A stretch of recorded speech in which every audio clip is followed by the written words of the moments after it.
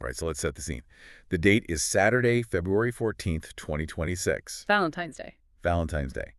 But if you're walking through the gray corridors of the European Parliament in Brussels, I can guarantee you love is in very short supply. No, it's absolute crunch time. The atmosphere is tense. And normally, the people navigating this kind of thing are, the lifers, the career bureaucrats. The lawyers in the sharp suits, the economists who've been there for 30 years. But that is not who we're talking about today. We're looking at a career path that, on paper, it just looks like a typo. Yeah. We're talking about Nina Carberry. The track to treaty narrative. Exactly. Rewind just a few years. She wasn't debating fiscal policy. She was jumping fences at Cheltenham. Winning the Irish Grand National. Then winning Dancing with the Stars on reality TV. And now, here in early 2026, she's arguably one of the most important people in the European People's Party on the agricultural budget. It's a fascinating case study. But I think for this deep dive, we need to get past the celebrity goes to Brussels headline. Right. We need to look at the mechanics. How does a jockey actually become a power broker in a place that just thrives on complexity? And is the celebrity status just an entry ticket, a distraction, or is it her actual superpower? Especially given the news from last month, January. Her appointment as a lead negotiator for the CAP budget. That's the signal. The rookie phase is officially over. This is a serious power play. So let's start with that raw material, the athlete. I think people tend to gloss over this part to say, oh, she was competitive. It's so much more than that. This is elite performance in a seriously high-risk environment. Yeah. We're talking a 7-time Cheltenham Festival winner. She won the Irish Grand National. In jump racing, that builds a very specific psychological profile. We're not talking about, tennis here. No offense to tennis, but no. Jump racing is physically dangerous. You're making split-second decisions at 30 miles an hour on a 1,000-pound animal. Surrounded by other horses doing the same thing. In the mud. Exactly. The brand that builds isn't just sporty. It's grit. It's calculated risk. And pain tolerance, I imagine. Immense. You fall, you break bones, you get back on for the next race.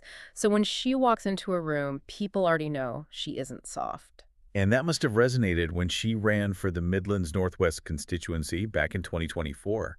That's a huge, mostly rural area. It's a perfect fit. And she didn't try to suddenly become a policy wonk that would have felt inauthentic. Right. She used the celebrity. Sure, Dancing with the Stars gave her huge name recognition, but she framed it all as discipline. That's the bridge, isn't it? The narrative was, I'm not a bureaucrat who gets lost in paperwork. I'm an athlete who gets results. It's the outsider appeal, but with a twist. She positioned herself as a pragmatic outsider, someone who'd use that discipline to make the system work for, the people who felt left behind by it. Which brings us to the real meat of this, the power move. January 2026.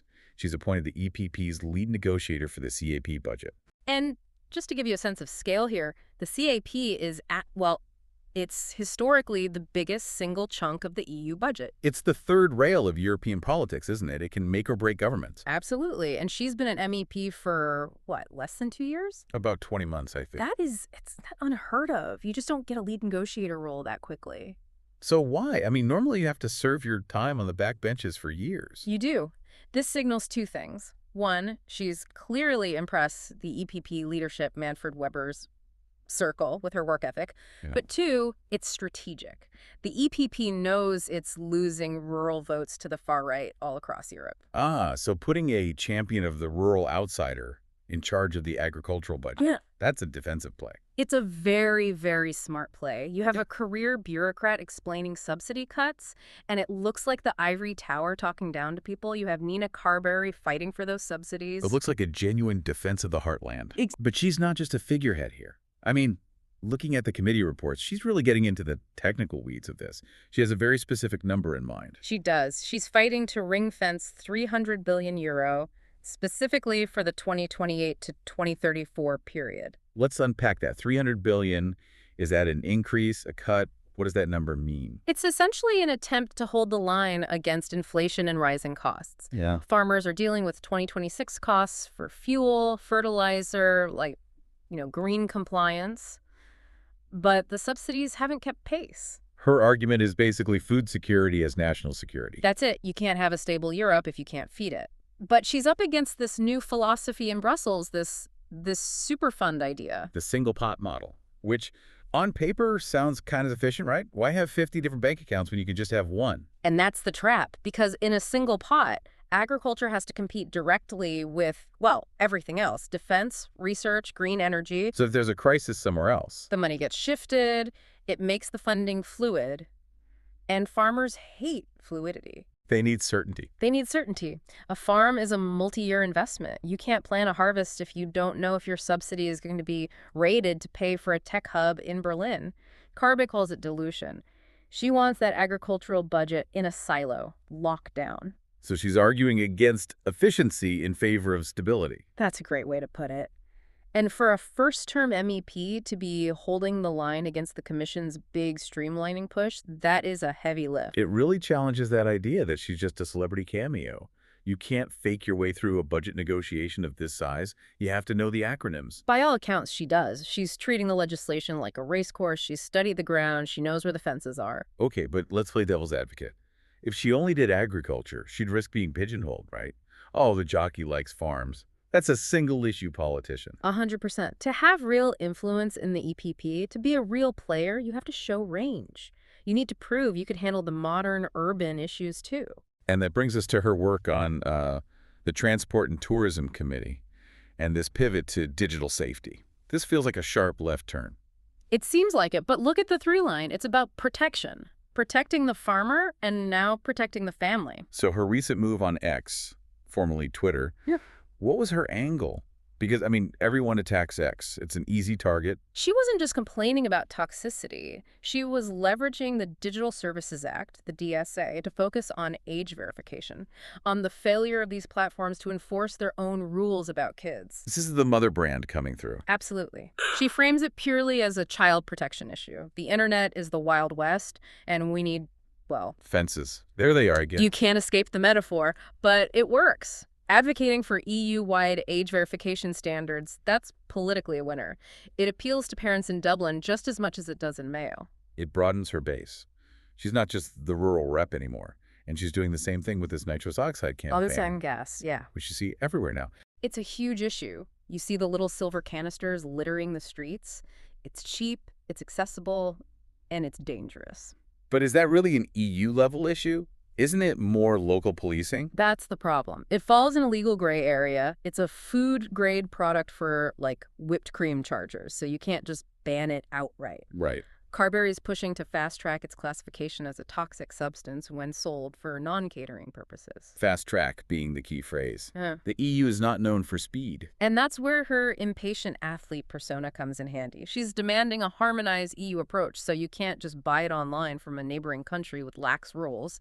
She's treating it like a crisis that needs an immediate response. So we've got the budget hawk, the digital protector, the public health campaigner, and then the final piece, fisheries. Ah, the post-Brexit hangover. Are we really still fixing the trade and cooperation agreement? We are. The TCA review is a massive item for 2026. The Irish fishing industry took a huge hit-lost quotas, lost access to UK waters. Carberry's on the Fisheries Committee to try and claw some of that back. Is that even realistic, though? Can the EU actually force the UK to give quota back? Force, no. Negotiate, yes. The goal is to leverage access to the EU market to get better water access for Irish trawlers. It's a trade-off. But again, it shows she's handling the hard files. This is resource allocation. It's money and jobs. And all of this. Yeah. The budget, the tech regulation, the fisheries, it all seems to be pointing to one specific time, the second half of 2026. The Irish presidency of the Council of the European Union. And let's just clarify for everyone, this isn't like Ireland is taking over Europe, right? It's the rotating presidency. Correct. For 6 months, Ireland chairs the meetings and, crucially, sets the agenda. You get to decide what gets discussed and what gets kicked down the road. You're the honest broker. And Nina Carberry and her Fine Gael colleagues are already prepping what they're calling the Irish agenda. They are. And if you actually look at the pillars of that agenda... It's almost a perfect match for her committee assignments. It's almost suspicious how well it lines up. Okay, break it down for us. What are the big ticket items? Priority 1, housing. Streamlining EU rules to build faster. Carberry's on the Transport Committee, pushing for infrastructure and cutting red tape. Priority 2. The future of food and fisheries. Well, she's the lead negotiator on the CAP budget. She's literally holding the pen on the most important file for that priority. She has put herself right at the bottlenecks. Exactly. By the time the Irish presidency kicks off in July, she won't just be a participant. As a lead negotiator, she'll be one of the key people delivering the wins the Irish government wants to showcase. It's almost like she looked at the calendar back in 2024, saw the presidency coming, and just worked backward. Figured out which committees would matter the most. Strategic Positioning 101, a lot of new MEPs pick committees based on, personal interests. Carberry, or her team, chose the committees where the money and the power actually are. Budget, transport, environment. It really does undermine that whole idea that she's a lightweight. I think we can retire that idea for good. You don't get handed the keys to a 300 billion euro negotiation because you danced a good tango on TV. Yeah. You get it because you showed up to the 8 a.m. committee meetings, you did the reading, and you built the alliances. It brings me back to that initial question we had about the skill set. We usually assume the best training for a politician is a law degree or economics. It's a traditional model. The Yeah. technocrat. We trust them because they know the rules of the game. But maybe that model's a bit outdated. I mean, look at Carberry. In elite sports, there's no theory. There's only execution.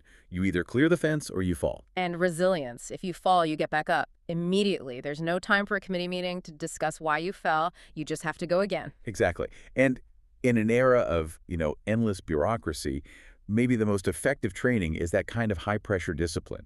The ability to just make a decision, own the risk, and keep moving forward. It's the difference between analyzing the game from the sidelines and actually playing it. She's playing at a very high tempo. And looking at the challenges the EU is facing in 2026, maybe that tempo is exactly what's needed. It's certainly shaking things up. It forces everyone else to run a bit faster just to keep pace. We will be watching very closely to see if she can land that budget deal later this year. That will be the real finish line. The biggest fence yet. If she secures that 300 billion against the Superfund, she effectively writes her own ticket for the next decade of European politics. Indeed, it is a fascinating race to watch. That's all for this deep dive. Thanks for listening, and we'll catch you on the next